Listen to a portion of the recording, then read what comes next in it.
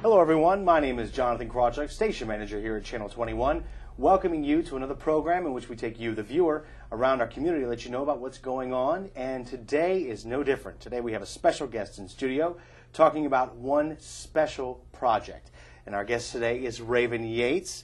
Raven, thank you for coming in today. Thanks for having me, Johnny. I'm glad to be here. I'm glad you came in. Now, first off, give us your title again. I'm the Executive Director for the State Theater Foundation. Took it down and I had folks hang it from the top of the building. We had to rent a movie camera. I had a gentleman who worked for the Library of Congress who came and ran the movie for us. We showed old-fashioned cartoons beforehand, Betty Boop. I do remember that. Which were just wonderful.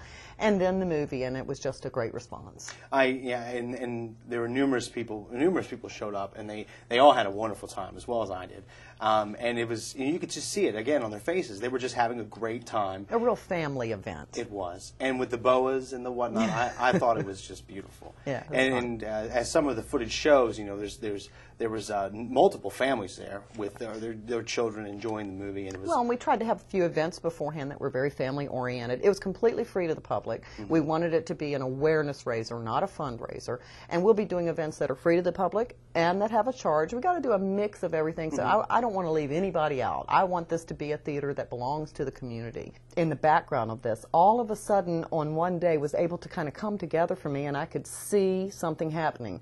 And that also spoke to the community. If there's anybody out there, and there are folks out there that saying, you know, this is never going to happen. Well, if they drove by that day, they knew something was going on. Something was going on, and we thought that was really important.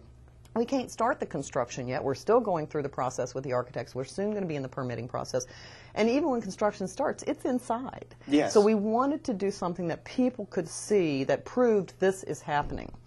So we hired a marquee company. They are the premier marquee restorers in the country, mm-hmm. Because it's very specialized, because the marquee is neon. Yay! It's very exciting. So they came in from Ohio and removed the marquee in as many full pieces as they could. They brought in a giant crane. We had to close down Main Street. It was a major operation and just an amazing thing to watch as the State Theater blade flew through the air. It was just amazing, and as I said, it was very emotional for me because it's kind of the beginning of the culmination of this project. Yeah, and as you mentioned before, up till then, everything was, well, was pretty much on paper. Yeah. And then to see an actual physical representation, something actually happening, and on such a large scale. Yeah. It was. I mean, I remember talking to you that day, and you were very emotional, yeah. and understandably so. It was really interesting. Everyone sitting in a group, and folks, there were numerous times where people had to be like, all right, cars, you got to move, you got to move. And they're very bright, very exciting primary colors. And those are the colors of the marquee. Now keep in mind, these are the paint colors. Okay. And this is the metal of the marquee. Everywhere there's letters, lines, etc., it's neon. And that is the coolest part about it. When you drive through Main Street, when you come across Davis Street and pop that little bit of a hill, it's the first thing you're going to see. It's just people are just going to go, wow, because it's just going to change the look of Main Street completely. It truly is. It truly is. And I for one, as well as many others, can't wait to see it happen. It's going to be great. Give us an idea of what we're looking at. What can we expect? Well, the auditorium itself has to stay the same, and that's part of the tax credits. But everything else around it we can work with. The building that we currently have, which is the auditorium and the 2 storefronts, is about 11,000 square feet. We'll have new construction of about 13,000 square feet, so we'll be more than doubling the size for 2 reasons, basically. One is, in order to have live theater, you have to have everything that backs it up. So we'll be taking down from the stage front back. We'll be removing that part and building a new stage with a 62-foot fly tower. The fly tower is a necessary thing in a theater.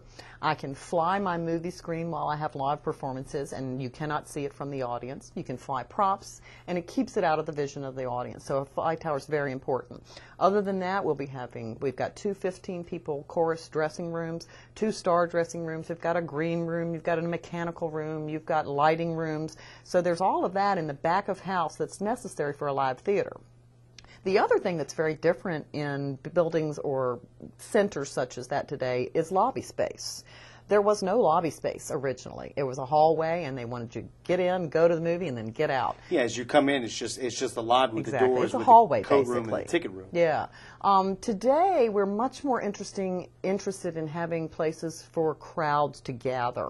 So we'll have a much larger lobby space. The lobby will go into the space that's currently the theater office, and it'll also go out another 38 feet into the parking lot.